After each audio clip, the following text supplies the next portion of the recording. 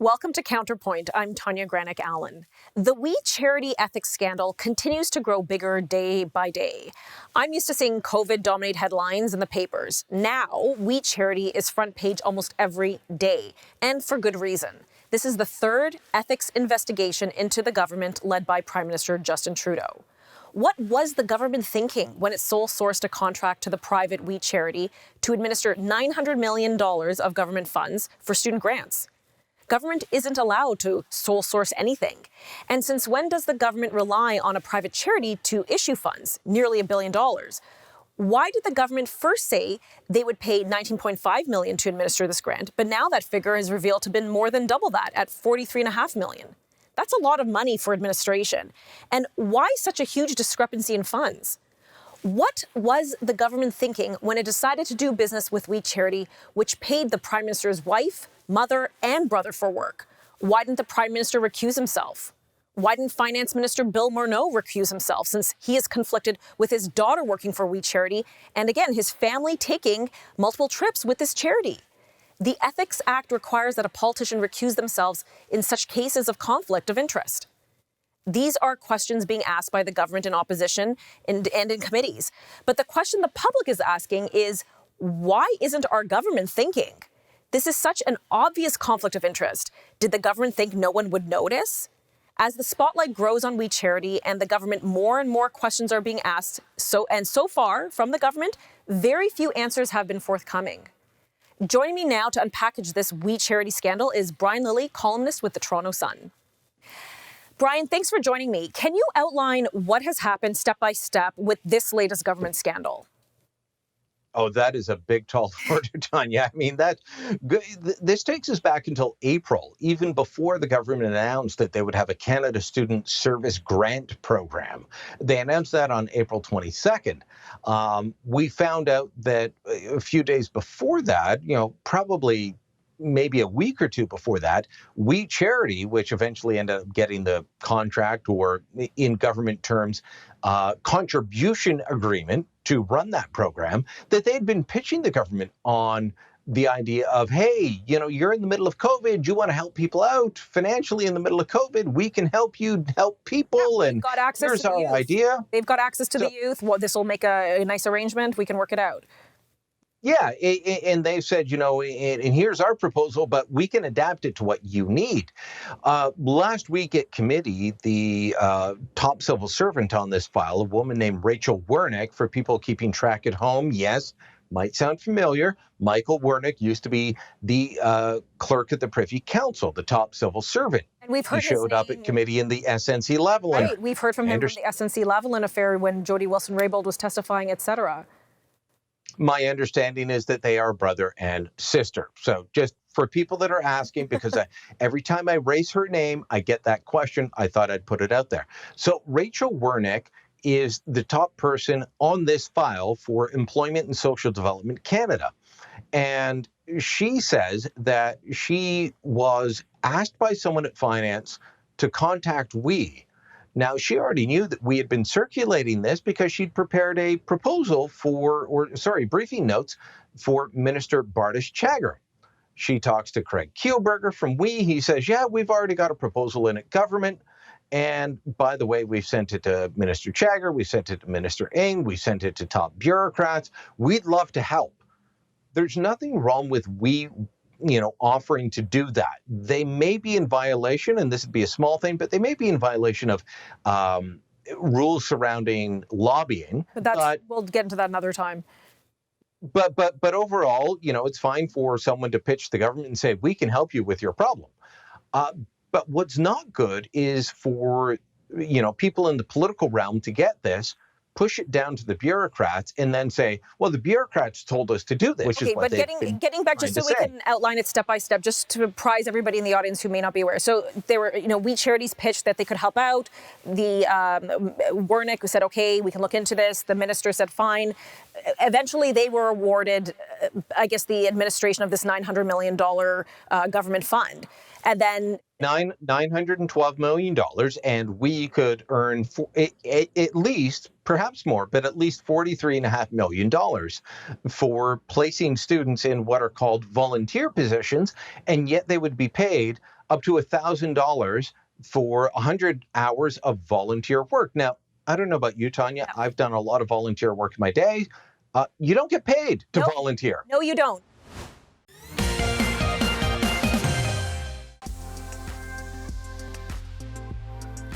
I think the most important thing is just educating yourself and listening to other people's opinions. I think even if you have your own strong opinions, I think it's so important to listen to other people's.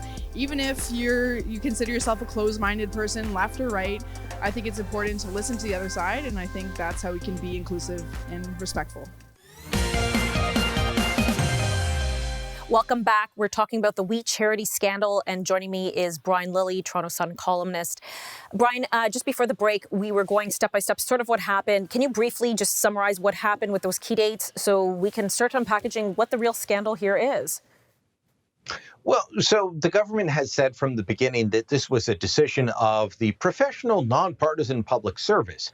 And that's difficult to believe because there were meetings with the minister in charge on April 17th, which is 5 days before the prime minister made the announcement that this would even exist. There were proposals submitted by We ahead of time to people very close to the prime minister. There are all these things that happened.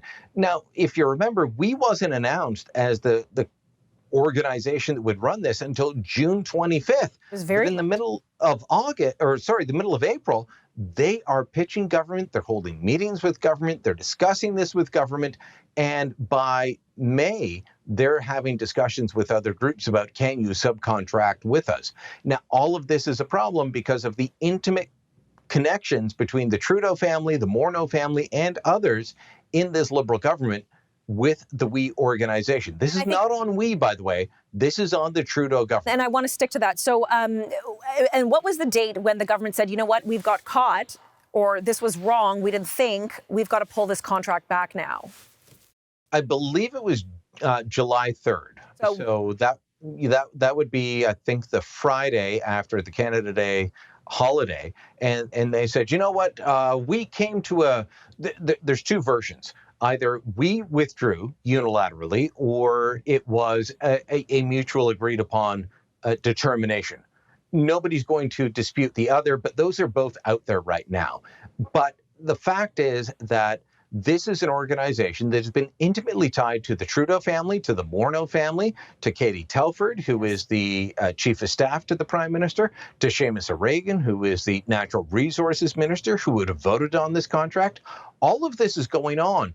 And on Tuesday of this week, the clerk of the Privy Council, the top civil servant in Canada, was appearing before a committee and was asked, well, what about these conflicts of interest? And he said, well, I didn't see any conflicts of interest. I mean, everyone knew the prime minister's family was involved. Well, did you know the prime minister's mother, brother, and wife had been paid by We to appear at their events? Oh, I didn't know about that. Did you look into their financials to see if they were able to deliver this program? Well, I don't think anyone looked into that. Okay, There's so many problems with it. There's a lot of conflicted. They should have recused themselves. But I think a lot of Canadians are saying, okay, so what? So yes, they probably didn't do a good thing here, didn't think it through. They should have recused themselves. But the average Canadian is going to ask themselves, why should I care? Why do I care? It's done now. Let's move on. Why should I care about any of this? Well, if the prime minister's mother's getting $312,000, his brother's getting $40,000, his wife, it's only $1,400 or $1,500, depending on whether you believe We or the prime minister's office, but, they're within $100 of each other, then, if all of that's going on at the same time as they're getting big contracts, and you don't see a problem, then you don't understand how government contracting works. You're not supposed to allow these sorts of things to happen. Well, because the onus is not on the company or the charity, it's on the public office holder, the elected official. At the end of the day, we're entrusting the government to manage our hard-earned tax dollars and to administer it properly. And I think that's why there is not a thing called sole source contracting. It's not supposed to happen because our tax dollars should be really protected. There's a limit, Tanya, and there's a very strict limit, and it's anything above $25,000. And $25,000, some people may think that's a huge amount of money, but if you're talking about dealing with a company with multiple employees, $25,000 is nothing. So, if I want to give your company $25,000 to do a contract for me, anything below that, I don't have to put it out to tender. But above that, especially almost $1 billion, you've got to have some sort of effort to make sure that you see, are there other people that can deliver this easier, better, cheaper, more effectively? Like, for example, our already existing government agency that does this sort of thing. Yeah, which the public service was at that same committee meeting on Tuesday saying, look, this is well beyond what should have happened. And they don't have a problem with dealing with third-party groups, but they said, this is exactly what we do. So the idea that we was the only organization that could do this is not believable.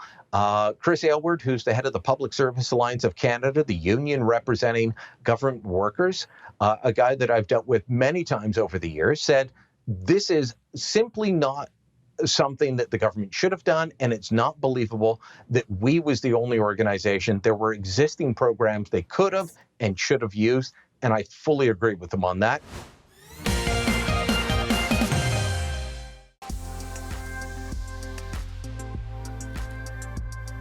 Like just experiencing like everyone's like unique cultures, and like that could involve like celebrating their holidays or enjoying festivities or events that certain like ethnic like cultures would celebrate.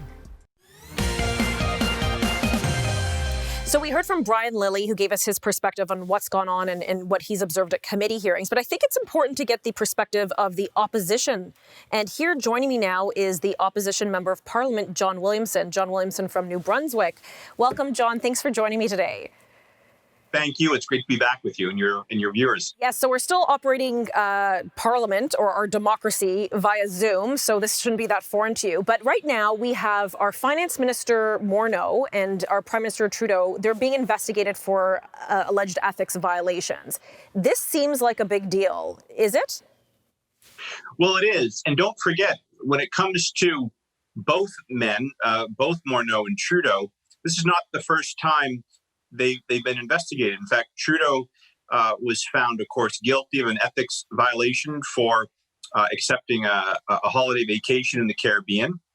And then after that, he was found guilty again of an ethics violation in the SNC-Lavalin affair.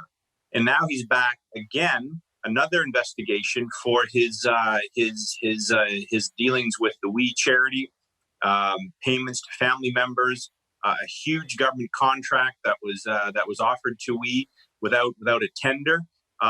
This is it speaks to this ongoing ethical lapses in this government. And of course, Morneau, when he was first appointed finance minister, failed to disclose his assets and has also been investigated. So this is very much a government that says, "Do as I say, do as we say." We expect everyone else to abide by the highest standards, except for themselves. So the Prime Minister seems to have a serious blind spot here, and it's just not acceptable. He's charged with governing the country, but that also means following and abiding by the laws that are put in place to ensure that his friends and family members aren't receiving government kickbacks. Okay, so putting aside, and we've seen this in news headlines and in recent articles, putting aside like the internal financial dealings within We Charity, what specific law has been broken here by the Prime Minister, or allegedly been broken by the Prime Minister and Morneau and everybody else involved in the government? So there are a couple. The first one is the conflict of interest law, which is clear that not only are cabinet ministers and members of parliament supposed to avoid conflicts where their dealings are enriching family members or personal interests, they're also supposed to avoid even the appearance of a conflict of interest. So even if a decision is made and it looks like there might have been a benefit, well, in fact, it was actually on the up and up, you're actually supposed to avoid making those decisions and to pass them on to other officials, other cabinet ministers.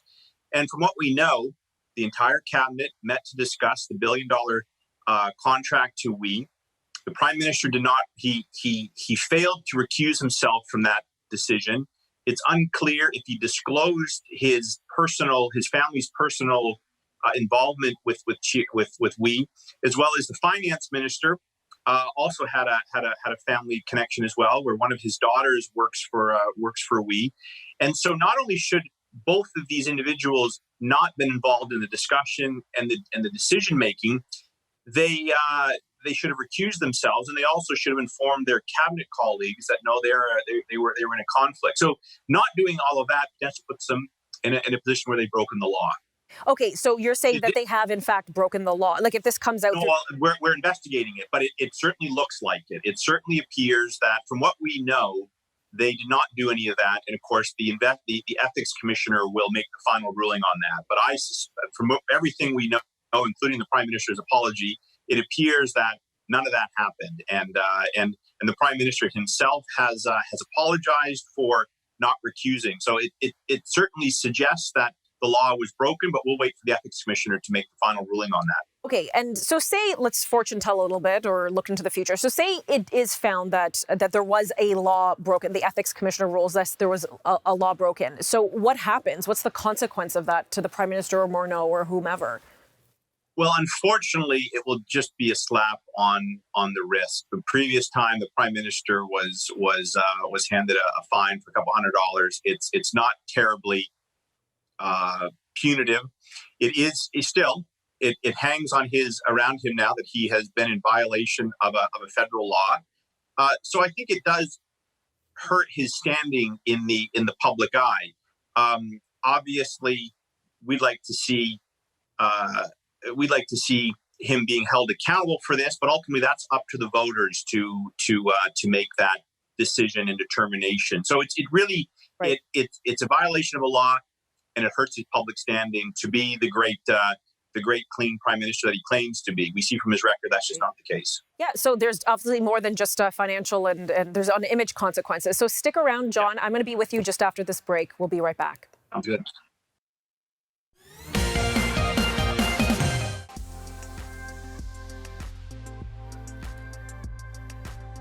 Because I feel it's pretty important to just not only look at one source of information, just like you have a whole wide world of information out there, so you have more than one place to look for. So if you're making your own decision out of just one source of information, then okay, that's fine, and you are making it yourself, but you're just looking in one spot. So it's always good to just have the whole story before judging and saying you already have the whole story in your head. Welcome back. We're talking We Charity ethics scandal, and joining me again is Member of Parliament John Williamson from New Brunswick. Okay, so before the break, we were talking about past precedent. So there has been past precedent where the ethics commissioner has come down and penalized an MP, or in this case, Prime Minister Justin Trudeau, for previous grievance. Is that correct? Yeah. He's been found guilty. He's been found of violating a federal law. This is from the same party that was repeatedly up in arms when the Conservative Prime Minister was just investigated. They thought that was unacceptable. This is a Prime Minister who's been investigated and found guilty not once, twice, and now he's in the dock again for a third time. It does show a pattern where the Prime Minister likes to lecture Canadians about following the law and playing by the rules, but when it comes to any of that, it's unacceptable, because every day millions of Canadians, they get up, they go to work, they work hard, they play by the rules, they pay their taxes, and then they see this happening in Ottawa, where the federal government was going to award $1 billion to a charity with close personal family ties to the finance minister and the Prime Minister. This looks like a bailout, given the layoffs and the internal difficulties we're now reading about with the We Charity. It really stinks to high heaven, and it's an outrage that Liberals on the Ethics Committee are trying to block a proper investigation from the House of Commons sides. Sorry, and when you mean investigation, like a proper investigation, meaning like a police, like the RCMP investigating? No. Well, so we've called on the RCMP to look at this. We believe that's happening. The Auditor General also, we believe, is looking at this, and we'd like to have the House of Commons, the Parliamentary Committee also look at this. But right now, Liberals are stonewalling and doing everything they can to defend their boss, Justin Trudeau, as opposed to acting in the public interest, so we can find out what actually happened here. Because $1 billion, it's a lot of money. It's a lot of money. It's our taxpayer dollars. Yes, yeah. And they were going to hand it to an outside organization with close personal financial links to the Trudeau family. Members of the Trudeau family, as you know, have been paid hundreds of thousands of dollars to give speeches. Meanwhile, across this country, every day, people volunteer for nothing but a sense of helping their community. Okay, so the Prime Minister did apologize for this mess, and we've seen last week that Deputy Prime Minister Chrystia Freeland, she apologized as well, and she basically said the entire cabinet is to blame. Whether that's the case or not, I don't know. But Justin Trudeau, then I noticed he opted out, or he didn't show up to question period. This to me seems problematic. Should he defend himself? Should he be sitting in that hot seat? Well, look, yes. In fact, he first closes Parliament, truncates it. We have a truncated Parliament that really deals with COVID-19 related issues. He says before opening Parliament or calling it back this week that he'll be there. And on Monday, he calls in on a personal day. Again, across the country, if an ordinary Canadian did that, if I did that, if you did that, we told our boss we'd be there and didn't show up, there'd be consequences. But again, Trudeau thinks he lives by other rules. I thought the Bloc Québécois leader was bang on a few months ago, and he said the Prime Minister no longer acts like he's a Prime Minister; he's acting like he's the King of Canada. Wow, those are some Parliament words. can be ignored, and he will make decisions, and he expects Parliament to rubber stamp them. We have a job to do, and we're going to try to keep holding this government accountable. Okay, in the 30 seconds I've left, and I've asked this before to one of your colleagues, I'm going to ask it again. Will this scandal mean a non-confidence motion is on the horizon? Are you guys going to pull the plug on this government? Well, look, I can speak for myself as a member of Parliament from New Brunswick Southwest. I have no confidence in this government, and if a motion comes forward, I would vote no confidence in this government. Now, as you know, we're going through a leadership contest. We're going to have a new leader in about a month and a half time, and that person will be charged with this decision. But I would certainly vote no confidence in this government because I think it's outrageous the way the Prime Minister has behaved ethically, and as well how he has abused tax dollars. I'm going to hold you to that word then. Anyways, thank you so much for joining me today, John. Thank you. This story is moving so quickly, it's hard for us lay people to keep up on top of it all. And this story is definitely not going away. With multiple government officials appearing before the Ethics Committee, I'm hopeful we will get to the bottom of this. And we have to ask this lingering question. Can this ultimately bring down the government? For Counterpoint, I'm Tanya Granick-Allen.